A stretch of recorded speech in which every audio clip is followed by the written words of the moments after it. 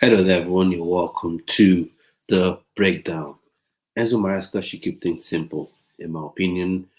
I know everyone has seen what happened in the game versus Manchester United, 1-1, and the game that Chelsea went in as favourites. At least I expected Chelsea to win that game, and I predicted earlier 2-0 victory for Chelsea, and but ended up being a 1-1 draw. For me, I think Enzo Maresca should keep things simple to get the best out of certain players.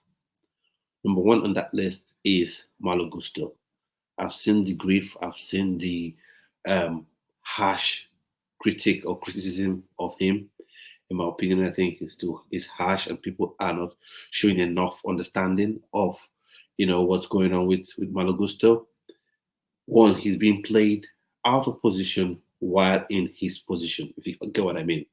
He's being used wrongly, in my opinion. And Chelsea fans are being denied of his best traits. Malo Gusto is a marauding winger, fullback with pace, stretch teams out wide, puts in beautiful crosses, and combines perfectly with the winger. In this case, most times on that right side is Noni Madueke. But the way Enzo Maresca has been using him, I know Enzo Maresca loves to invert his players, invert his fullbacks into midfield. But when you do that, you lose Malo Gusto's qualities. You lose his best qualities. People have been critical of Malo Gusto, saying, "Oh, he should be sold." Some that's yeah, crazy opinions like that. He should be sold. Someone wants to say he's not good enough, but he's being played in the wrong way, in my opinion. The other one is Rich James and Cucurella. Why is Rich James being played at, left back? When you have Cucurella, you have Vega. For me, this is just overkill. This is overthinking things. This is just making things way too complicated than they need to be. And sometimes in games, when you see that, okay, we've invited these players into midfield, but we're not yet having that control of the midfield that we expect to have, why not let these players go out wide and stretch the opposing, defense? In my opinion, things should be kept simple. And if things were kept simple in the game, I think, Chelsea would have won that game quite easily, in my opinion. That's just my opinion. Now, going to other aspects of the game yesterday. I'll talk about Manchester United's goal, Bruno Fernandes, and the penalty as a result of the infringement of foul on Rasmus Højlund by Sanchez. First off, there are two things involved. Two things can be true in this instance. Robert Sanchez shouldn't have even tried to get the ball because Rasmus Højlund was going wide.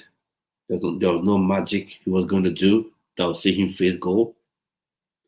But secondly, when I watched that a second time, oh sorry, before I even watched that a second time, there were three camera angles. So the first one that showed the foul from behind, from the back of Hoyland, and then there was the camera angle that showed it a bit tilted, and then there was the one that showed, the infringement from behind, sort of behind the goal, and then you could see. You don't need to speak, freeze frame it that much. You could see that Robert Sanchez got his hand on the ball. His hand actually caused the ball to deflect and change the trajectory of the ball. So for me, I think just we were wrongly done, unfairly in respect to that. Because if that was a penalty, if they're looking for the, slightest of touches to say that's a penalty, then Cowell should have had a penalty as well for Martinez's foul on him in United box when he was about taking the shot, and Martinez put his foot in there and grazed Levi Colwill. So that should have been a penalty if we're all going by slightest touch. And this comes back to what I've been saying. Consistency. When there's the consistency, then the question of corruption comes into play. But I'm not going to hammer on that so much today. But I don't think that should have been a penalty against Robert Sanchez. So there are two things involved now. He shouldn't have dived in. That's one. He shouldn't have because Hoyland was going nowhere actually. He shouldn't have. And then he made contact on the ball. And in true to form, the way the mainstream media have been going on about things, they didn't show that angle again. It was almost like a cameraman would have lost his job for showing that angle that showed that, Robert Sanchez got his fingers on the ball. Now, there's something that Enzo Maresca said that was interesting in the media. He said, "Oh, Manchester United built off momentum they got from winning Leicester City. So this was a good result." Okay. So you had the same opportunity to build on momentum, and then you decide to rest players. I don't think you should have rested players. Now, going back to the game itself, Nicholas Jackson, I want to say this. Nicholas Jackson is a very, very, very good player. Very good player. Has been on very good form, this season, bordering on excellent form. So I'll give him his dues in that regard. But, a big fat but, he doesn't have that striker's instinct.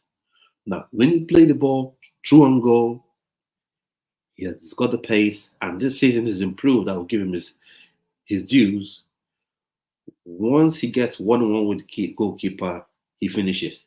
He's been finishing his dinner in that regard. But there are times when you have that chance that a striker needs to react to instinctively. He doesn't have it. That first time finish, he doesn't have it. Maybe he'll get to improve at some point, but right now, Chelsea needs a striker, probably come January, that has that instinctive ability in him. Because, okay, there was a chance where the ball came into the box, and a striker, a typical number 9, would have, smashed smashed the ball into the top roof, top corner of the goalpost. But he wanted to, make the ball, control the ball, and have some time on the ball and set it rightly to finish. The kind of thing you usually get from wingers, support strikers, number 10s, and that was one chance missed, one example. Another example was he had the ball come through to him. A striker instinctively would have smashed that in bottom corner, but he didn't. He made a very good play. I wouldn't say the play he made was bad, but I'm saying if he was a striker with that instinct, he would have finished it. He laid it off for Enzo Fernandez, and Enzo Fernandez messed up the chance because he didn't quite have his body angle and body shape right. And maybe in his defense, probably wasn't expecting the ball to come back to him as quick as it did. So that's so there are two areas, in my opinion, that I think Chelsea should look at, if not in January, for sure in the summer transfer window.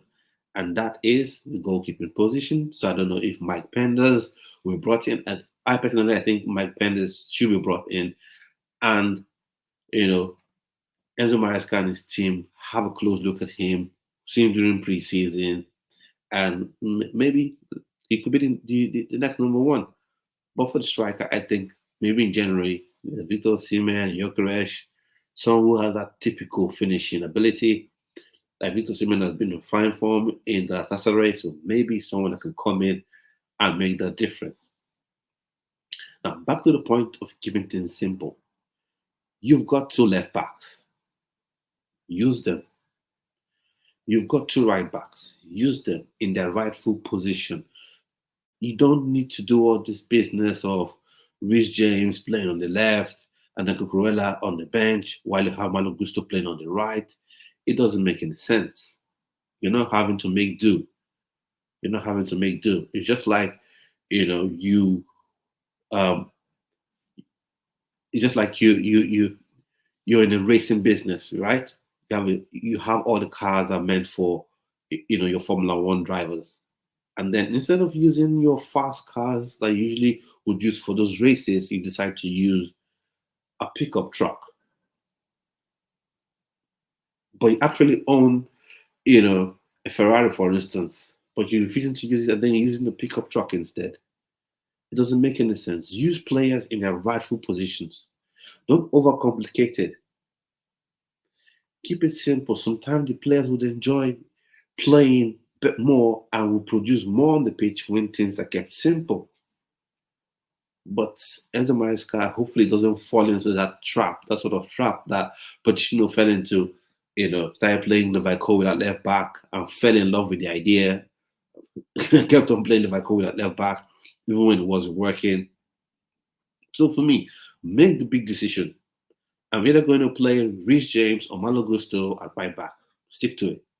I'm either going to play Vega, Cucurella at left back and stick to it. And then obviously you could make substitutions or with the cup games you could decide to play maybe a Malo Gusto in the cup games, things like that. But stick to playing players in their rightful position, in my opinion.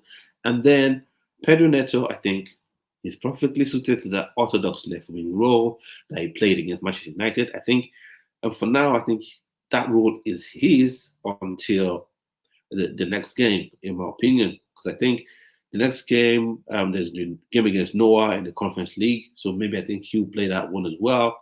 Or who knows, maybe Jadon Sancho will play that. But I think probably he'll play that game. Or maybe Jadon Sancho plays or Mudrik plays and then he plays in the game versus Arsenal this weekend. So, and then Noni Madueke wanting to be there. And another thing, when I look at player having to see fullbacks inverting, one problem it causes for Chelsea is that it causes huge problems for the wingers because usually if you're playing with an inverted winger, what you expect from the inverted winger is to be able to cut inwards to their strong foot, cut infield onto their strong foot, and then you having the fullback making overlapping runs on the outside. But when you don't have those fullbacks overlapping and you have them inverting instead as well, you just create too much crowd in the center of the pitch, and then you're unable to stretch teams. So for me, I think this inverting of fullbacks is nice, it's a good thing, but it shouldn't be sort of like a handcuff, so to speak, that Enzo Maresca uses to chain himself. I think these fullbacks should be allowed to be dynamic. Sometimes you can invert into the midfield, choke up the midfield. Other times you can overlap, support your winger and help stretch the opposing team. So there's certain areas have to look at because going against Arsenal, I bet you, though they're not in very good form this season, so they've not been in very good form this couple of games. But if you give them the sort of chances that Chelsea gave Arsenal, gave Manchester United on Sunday, then you'll be losing that game. And should be taking our own chances as well. I want to talk about Cole Palmer. Sometimes when you make any sort of criticisms about Cole Palmer, people are like, oh, are you saying this? No, he's not a bad player. Sometimes you can give objective critics about players. You can say, okay, he did this right, but he also did that wrong. Cole Palmer, you don't have to do everything yourself. This is not last season. Your supporting cast have improved. You have better quality. You have people available. Sometimes he holds onto the ball a bit too long. Sometimes he tries to force the shot a bit too long, and that was evident in the Manchester United game. So sometimes you have your Noni Madueke free in space, let them have the ball, make the secondary runs, go into the box, the cross comes in, you finish.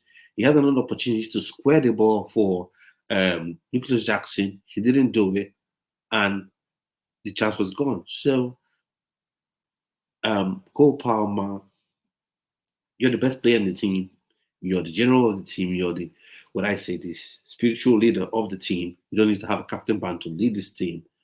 So, let other people shine with you.